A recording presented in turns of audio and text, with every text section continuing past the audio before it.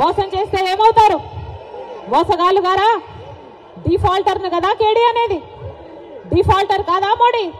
మనకిచ్చిన వాగ్దానాలలో ఒక్కటైనా నిలబెట్టుకోకపోతే అది డిఫాల్టర్ కాదా? మరి డిఫాల్టర్ని కేడీ అనక ఏమనాలి? మోసం చేసిన వాడిని 420 అనక ఏమనాలి? మోడీ 420 అయితే, మోడీ కేడీ అయితే చంద్రబాబు గారు కూడా కేడీఏ, జగన్మోహన్ రెడ్డి గారు కూడా కేడీఏ, జగన్మోహన్ రెడ్డి గారు కూడా 420, చంద్రబాబు గారు కూడా 420. మన రాష్ట్ర హక్కు, మన బిడ్డల హక్కు ప్రత్యేక హోదా. ఈరోజు ఎంతమంది విలువనిస్తున్నారు ప్రత్యేక హోదా గురించి? ఎంతమంది పట్టించుకుంటున్నారు ప్రత్యేక హోదా గురించి? అసలు ప్రత్యేక హోదా మన రాష్ట్రానికి వచ్చునుంటే ఈ పాటికి ఎక్కడుండును మన రాష్ట్రం? 15 లక్షల కోట్ల రూపాయలు విలువ చేసే ప్రత్యేక హోదా వచ్చుంటే మన పోలవరం మనం కట్టుకోలేమా?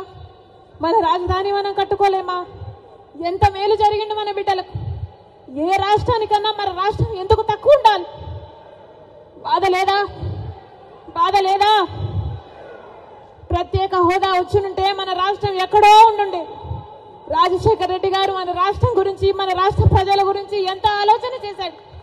ఉందా ఈ నాయకులకు ఆలోచన? చంద్రబాబు గారికి ఉందా? పోనీ జగనన్న గారు రక్తం పచ్చుకుని పుట్టారు కదా, ఉందా జగనన్న గారికి ఆలోచన? రాజశేఖర రెడ్డి గారు జలయజ్ఞంలో ప్రాజెక్టులు 54 ప్రాజెక్టులు మొదలు పెట్టాడు. ఆంధ్ర రాష్ట్రంలో 12 ప్రాజెక్టులు పూర్తి చేస్తే 42 ప్రాజెక్టులు ఇంకా అలాగే ఉంటే ఏమన్నాడు జగనన్న గారు? నేను 6 నెలల్లో పూర్తి చేస్తానన్న జగనన్న గారు రాజశేఖర్ ఇదేనా మాట నిలబెట్టుకోవడం అంటే? మడమ తప్పకపోవడం అంటే? ఇచ్చిన మాటను మడత పెట్టారు కదా. మీరా రాజశేఖర రెడ్డి గారి వారసు? ఆలోచన చేయాలి. రాష్ట్ర ప్రజలందరూ కూడా ఆలోచన చేయాలి. ఈరోజు వ్యక్తిగత కారణాల కోసం రాజశేఖర రెడ్డి బిడ్డ ఆంధ్ర రాష్ట్ర రాజకీయాలలో అడుగు పెట్టలేదు. వ్యక్తిగత రాజకీయాల కోసమే అయితే, వ్యక్తిగత కారణాల కోసమైతే రాజశేఖర రెడ్డి బిడ్డ 2019లోనే ఆంధ్ర రాష్ట్రంలో అడుగు పెట్టాల్సి ఉంది.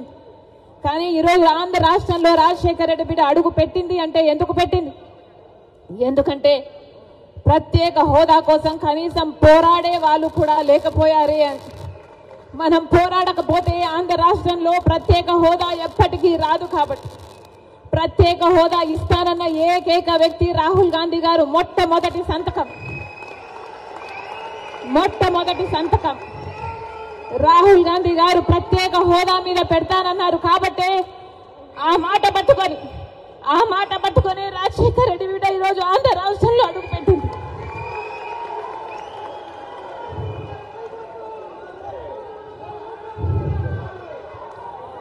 ప్రత్యేక హోదా లేకపోతే ఆంధ్ర రాష్ట్రానికి భవిష్యత్తే లేదు. ప్రత్యేక హోదా లేకపోతే ఆంధ్ర రాష్ట్రం అభివృద్ధి చెందదు అని 10 సంవత్సరాలుగా చూసామా లేదా?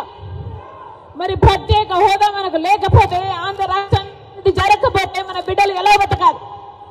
ఆంధ్ర రాష్ట్ర